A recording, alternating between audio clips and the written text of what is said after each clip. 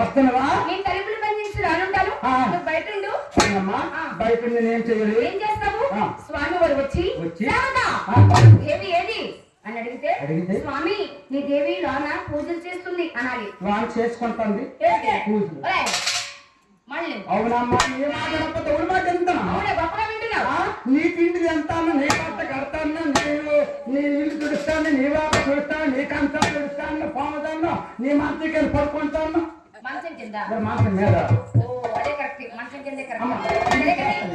నేను వెళ్తున్నాను, నువ్వు ఇక్కడే ముందు వెళ్ళమ్మా, జాగ్రత్త.